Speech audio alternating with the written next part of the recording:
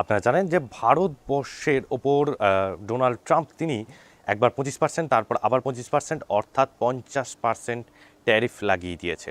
এবং ট্রাম্প যেটা ভাবছে যে এটার ফলে বোধহয় ভারত একটু চাপে পড়ে যাবে, কিন্তু না, তিনি যে ভুল ভাবছেন সেটা আবারও একবার প্রমাণিত হয়ে যাচ্ছে ভারতবর্ষের পর পর পর পর পর পর কিছু কিছু স্টেপে। আপনারা জানেন যে ঠিক গত কয়েকদিনের মধ্যেই Ajit Doval, national security adviser, তিনি স্বয়ং রাশিয়া গেছেন এবং রাশিয়া গিয়ে তিনি কিন্তু কোনো রাশিয়ার ন্যাশনাল সিকিউরিটি অ্যাডভাইজারের সাথে কিন্তু বসেননি বা মিটিং করেননি। তিনি কিন্তু সরাসরি রাশিয়ার প্রেসিডেন্ট ভ্লাদিমির পুতিন তার সাথে কিন্তু বসেছেন।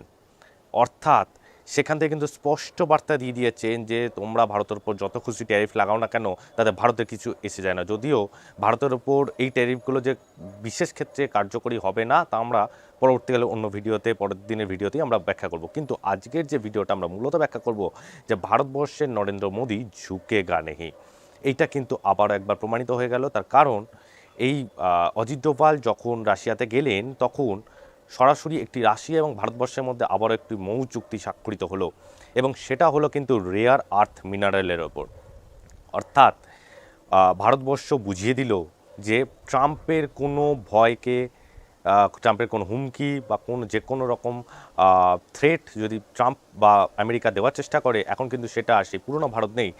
ভারতবর্ষ এখন কিন্তু নতুন স্ট্র্যাটেজিতে চলছে। এবং ঠিক তারপরেই যেটা কনফার্ম করলো ভ্লাদিমির পুতিন নাকি ভারতবর্ষে আসছেন কিছুদিনের মধ্যেই।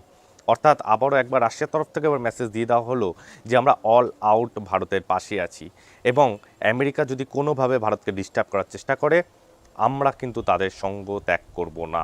আপনারা জানেন রাশিয়া এমনিতেই আমাদের বহু পুরনো বন্ধু। তো সুতরাং এই সময় আমেরিকার চাপে ভারত নতি স্বীকার না করে রাশিয়ার পাশে গিয়ে সেটা কিন্তু একদম সঠিক কাজ করেছেন। এবং তারপরেই যেটা দেখা যাচ্ছে ভারতবর্ষ প্র্যাকটিক্যালি রাশিয়ার উপর ভারতবর্ষ আমেরিকার কথাকে পাত্তা না দিয়ে প্র্যাকটিক্যালি কিন্তু বুঝিয়ে দিল যে ভারতবর্ষ আমেরিকার কথা অনুযায়ী আর চলবে না।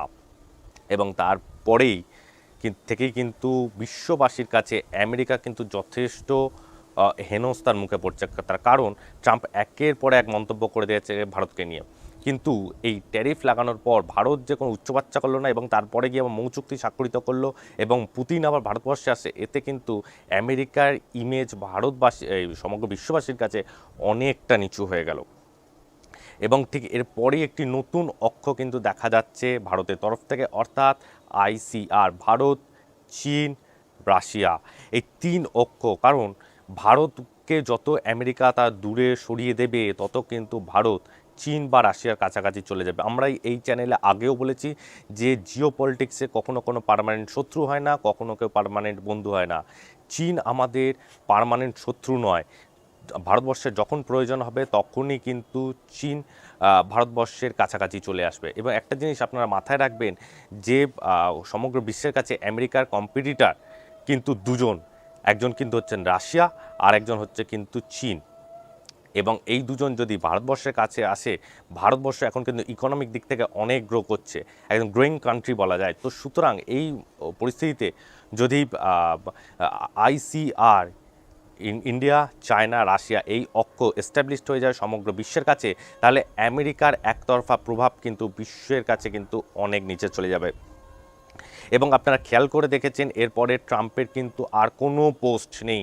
অনেক তিনি মন্তব্য করেছেন, টানা তিনি টুইট করে গেছেন যে যখন থেকে অপারেশন সিন্দুর হচ্ছে তারপর থেকে আমরা এই থামিয়েছি, আমি যুদ্ধ থামিয়েছি, আমি ওই, যদিও সেই এটা পুরোপুরি একদম নস্যাৎ করে দিয়েছে ভারতবর্ষের পার্লামেন্টে দাঁড়িয়ে ভারতবর্ষের বিদেশমন্ত্রী এস জয়শঙ্কর। কিন্তু যাই হোক, তিনি একের পর এক কমেন্ট পাস করে গেছেন, অপারেশন সিঁদুর হওয়া এবং তারপর থেকে আরও অনেক কিছু, যে আমরা ব্যবসা বন্ধ করে দেবো, এই ট্যারিফ লাগিয়ে দেবো, এবং তারপর লাগিয়ে দিয়েছেন। কিন্তু এখন খেয়াল করুন গত কয়েকদিন ধরে আর কিন্তু কোনো রকম কোনো পোস্ট ভারতবর্ষকে নিয়ে ট্রাম্প আর করছেন। অর্থাৎ ট্রাম্প কিন্তু এখন জল মাপছে। তিনি বুঝতে পেরেছেন যে ভারতবর্ষের এগুলোতে কোনো কিছু ফারাক পড়ছে না, নেক্সট স্টেপ তিনি আর কি করতে পারবেন।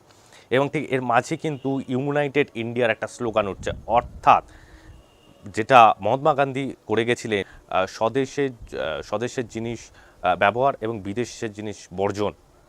এই স্বদেশি মুভমেন্টটা কিন্তু আবার একবার কিন্তু ঘটে যেতে পারে ভারতবর্ষের মাটিতে। এবং যদি ইউনাইটেড ইন্ডিয়া যদি ঘটতে শুরু করে, ভারতবর্ষের মানুষ যদি ভারতবর্ষের জিনিস কিনতে শুরু করে, আমেরিকার জিনিসকে প্রত্যাখ্যান করা শুরু করে, তাহলে ভারতবর্ষের উপর ট্যারিফ লাগানোতে ভারতবর্ষের ইকোনমি যতটা না ক্ষতিগ্রস্ত হবে, তার থেকে কিন্তু অনেক বেশি ক্ষতিগ্রস্ত হবে আমেরিকান ইকোনমি, ভারতবর্ষের মাটিতে না চললে। কারণ একটা জিনিস মাথায় রাখবেন, ভারতবর্ষ কিন্তু 140 কোটি মানুষের দেশ নিয়ে বসবাস। এবং আপনাদের বলে রাখি যে ভারতবর্ষ যেরকম অপারেশন সিঁদুরের ক্ষেত্রে যেমন মিলিটারিগত দিক থেকে একটা সুপার সাকসেসফুল কান্ট্রি হিসাবে সাকসেস পেয়েছে সমগ্র বিশ্বের কাছে, ঠিক তেমনই কিন্তু এই ট্যারিফ লাগানোর পর সফট পাওয়ার অর্থাৎ ইকোনমিক্যাল দিক থেকে ভারতবর্ষ কতটা স্ট্রং আছে তা কিন্তু আবার একবার ভারতবর্ষ প্রমাণ করছে। ভারতবর্ষে কোনো কিছু যাবে আসছে না। তাহলে এখন আপনাদের মনে একটাই প্রশ্ন আসতে পারে যে এর ফিউচার কি? এর ফিউচার পরিষ্কার কথা আমি বলে দিচ্ছি। ট্রাম্প দেখবেন কদিন বাদে টুইট করবে এবং করে বলবে যে ভাই আমরা চাই না ভারতবর্ষের এত ইকোনমি ফল করুক, তো সুতরাং আমরা কিছুটা ট্যারিফ উইথড্রল করছি, যেটা চায়না ক্ষেত্রেও করেছিল। চায়নার উপর 150% লাগিয়েছিল, তারপরে আবার উইথড্রল করেছে। এটা ট্রাম্পের বরাবরের স্বভাব এবং ট্রাম্প এটাই করতে চলেছে। ট্যারিফ তাকে উইথড্রল করতেই হবে, আজ না হোক কাল। সেটা নিয়ে আরও বিস্তারিত আমরা পরবর্তীকালের ভিডিওতে আসছি। খুব শীঘ্রই দেখতে থাকুন ভারত বার্তা।